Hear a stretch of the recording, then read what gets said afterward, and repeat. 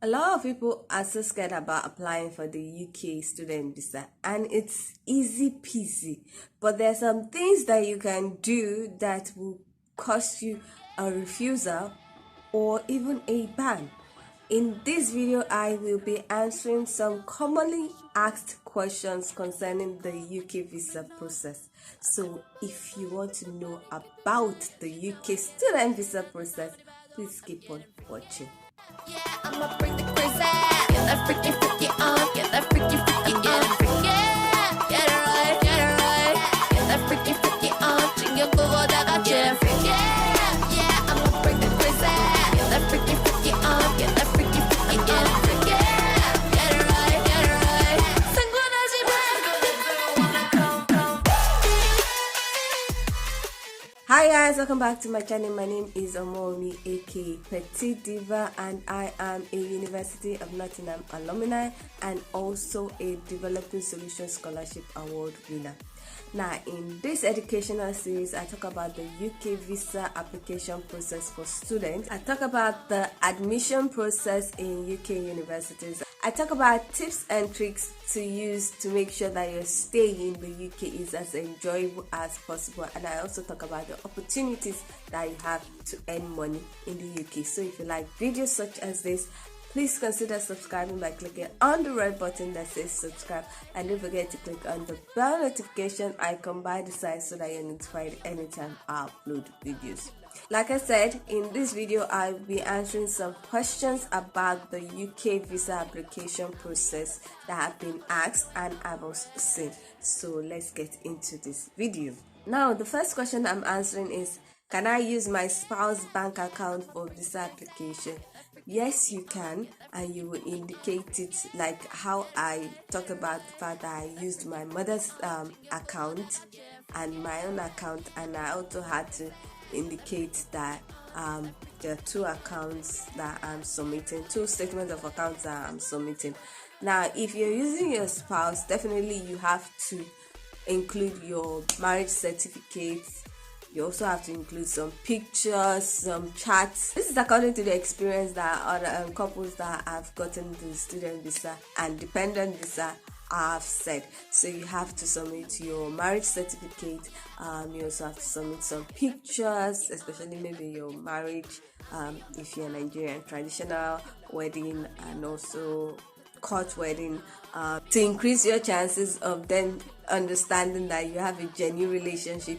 You might have to submit some chats between the two of you, like screenshot, or I don't know how they do it, but just evidence of you guys chatting on maybe WhatsApp or Facebook. According to what most people say, the marriage certificate that you should submit should actually be the court wedding certificate. So the second one is, how much money should be in my account, or how to calculate my POF to prevent refusal. How much money should be in your account is dependent on your tuition fee and where you are staying. Now, you've already known how much is required if you are in London and how much is required if you're outside London per month.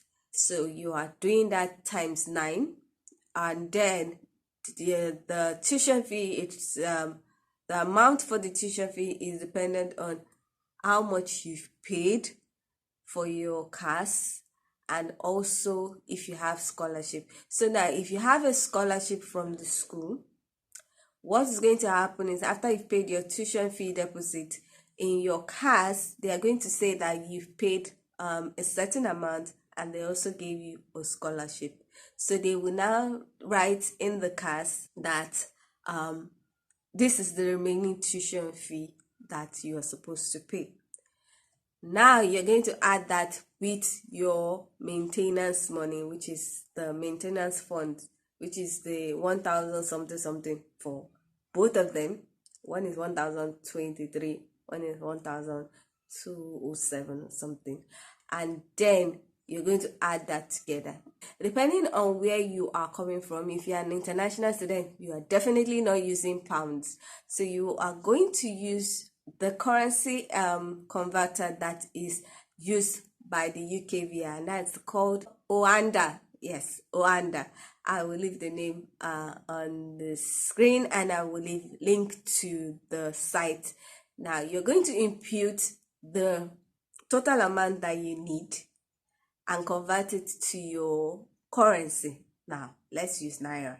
If my total amount after I've paid some things and maybe gotten scholarship is like £12,000 or £15,000, I'm going to impute it and find out the equivalent in naira. Now there is something that you need to take into consideration. Currency exchange rate fluctuates. Now if today £1 is, let's say, 550 naira, tomorrow it could be 560, it could be 550. And if you already know about the visa process, you know the money for your proof of fund is supposed to be in your account for 28 days. Now the amount you need in your currency must not drop even by 4, even by 1. So for example, in naira, if I need 11 million after converting it with Rwanda, and then I keep it there for 28 days, and then on the 25th day the currency exchange rate increases, and then my money is deficit by 4 naira or 5 naira, you have to start all over again. If you submit that statement of account, you would get a refusal. It's just that. So what happens is that if your total amount is 11 million, or let's say if the exchange rate when you check it at the site is £1 is equal to like 540 naira, I'm going to be using naira, and you have that money, the trick is to calculate like £1 is equal to 600. I may say so high, but you remember that anything can happen. Anything can happen. So the trick is to have extra, a whole lot extra in your account, so that no matter what, if it increases to 550, you are safe. If it increases to 560, you are safe. There's a tendency in 28 days it might not increase to 600, but just to have that peace of mind, it is best to use that amount. So if you need £11,000, you're not going to use £11,000 times 540 to calculate the total amount you need. You're going to use 11,000 times 600, and that is what you're going to keep in your account for 28 days, and then you print. So the third question is, when do I pay for the IHS and visa fees when you're applying? Now when you're applying, you fill out the details, and then when you get almost to the end, you will not have to pay first for the IHS, because if you don't pay for the IHS, you cannot proceed with the visa application. So you first pay for the IHS, they give you a code, then you impute it, then you now pay for the visa fee.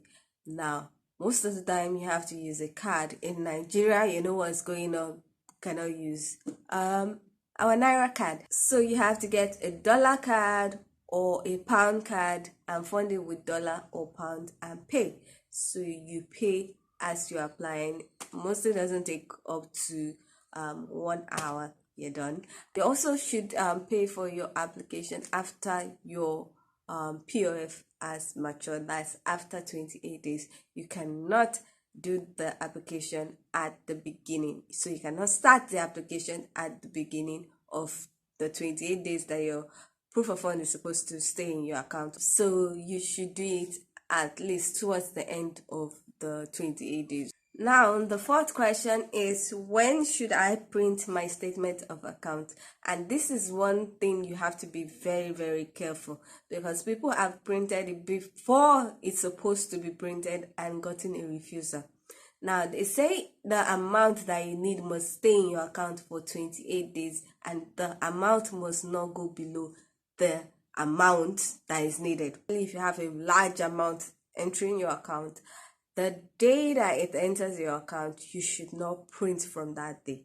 So what you do, what I would suggest is that if the large amount is in your account or is transferred to your account, like probably 31st of May, you should start printing from 1st of June. Now, so from 1st of June to 28th of June would be 28 days. It is 28 days, not 28 working days. So that would be okay. But just to be safe, I would say print from June 1st to June 29th.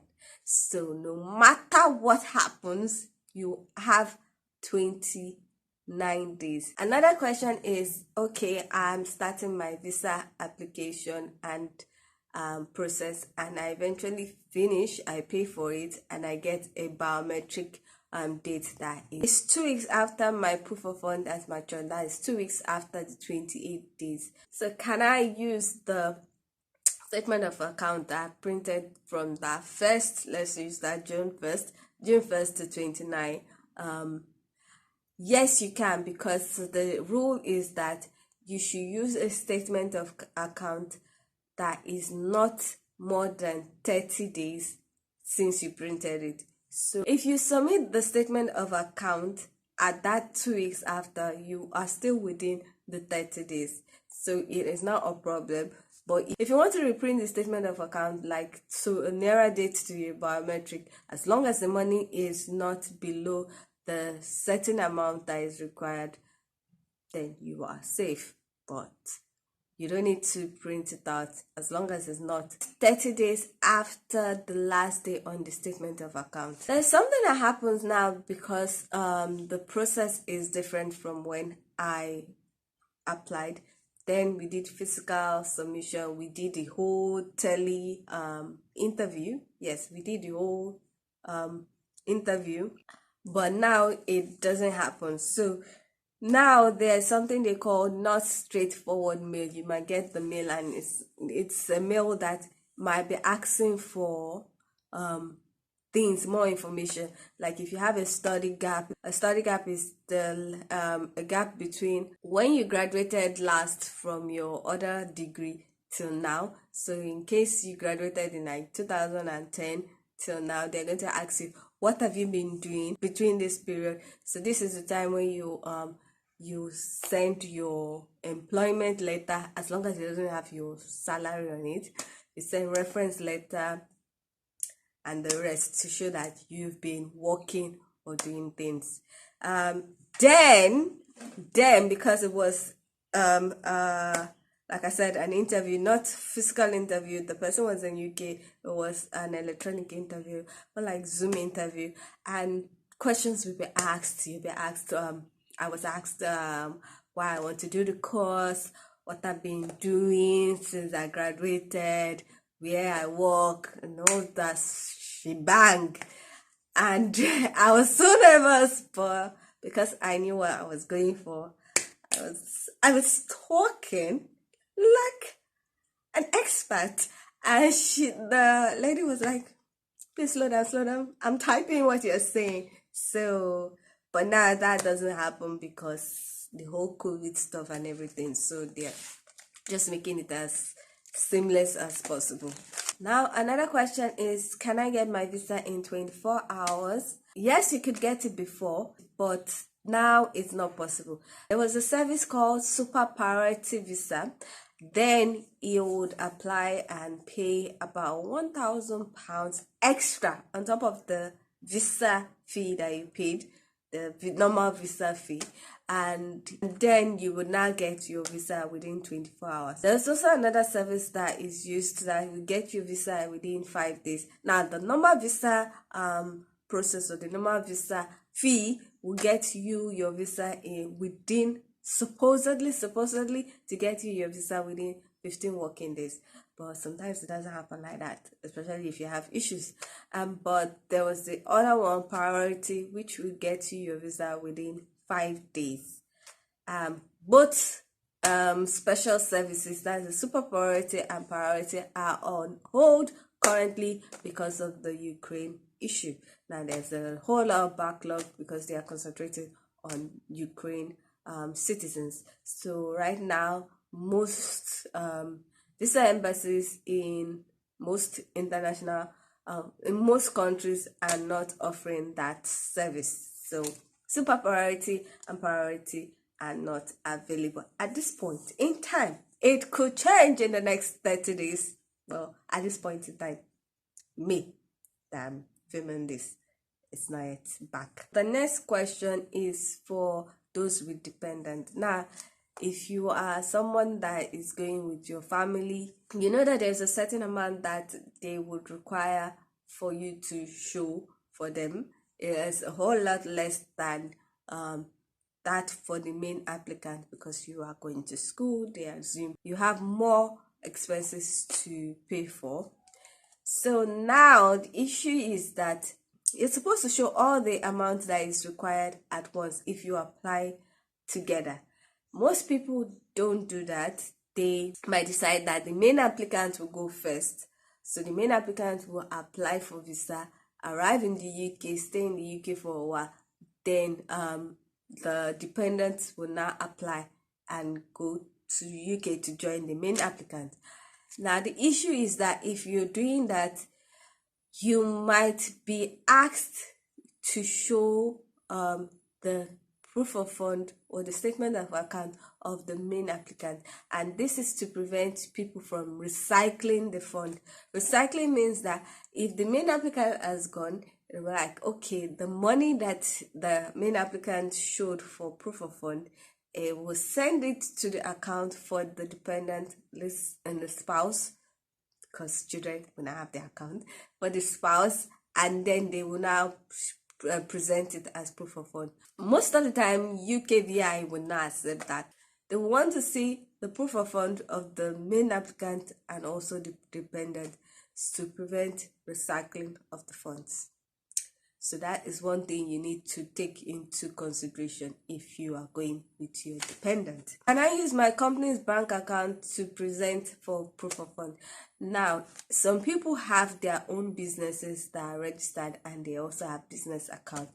But most of the time you cannot use it. It might lead to a refusal. And why is that? Is because they assume that this is a business account. You're not supposed to have personal access to a business account. Ideally, it's for the business. It's to support the business. It's not supposed to be your personal fund. It looks kind of shady in their own mind. So your best bet is to transfer the money that you need to your personal account and present that. So doing that will prevent you from getting either a non-straightforward mail or a refusal. Now the last question is how do I calculate my proof of fund if I'm doing a 2 years course? Do I have to show the monthly maintenance amount times 18? Because definitely, you know, for a year you're supposed to show for 9 months. So do I have to show 9 months times 2? That will be 18 months. And the answer is no. Even if you have a tuition fee that is split into 2, that's for those that are doing 2 years, especially like those on this side, that might have like 15,000 and it's split 7575. You just have to show the remaining tuition fee for the 75 of the first year and the maintenance for the first year. So you don't have to show that for the second year. So that's another question that people ask and they are confused about. So you don't have to you don't have to present or show the remaining amount or the remaining tuition fees and maintenance for the second year. Now for the IHS, you would have to pay for 2 years. IHS can be calculated. You can know how much you are going to pay on their website gov.uk. So you would input all the information that is needed and to show you how much you need to pay. For a course that is more than 9 months, which is most postgraduate courses, you have to pay £705. Now for a course that is more than 20 months, which is 2 years, you have to pay £1,175. So you can see that it's not 705 times 2. it's different. So if you are doing a PhD, depending on the amount of years, you have to pay that. So for the IHS, you pay for the whole time you are going to be there. But for the tuition fee and maintenance fee, what you're presenting, you just present for a year. Now we have come to the end of this question and answer video. I hope it was very helpful. If you like this video, please give it a thumbs up. If you are not yet subscribed and you like videos such as this, please consider subscribing by clicking on the red button that says subscribe, and don't forget to click on the bell notification icon by the side so that you are notified anytime I upload videos. Now I am also going to do another question and answer video, but this time I'll be talking about the whole living in the UK experience or process, so watch out for that video. Thank you so much for watching. I hope to see you in the next one. Bye.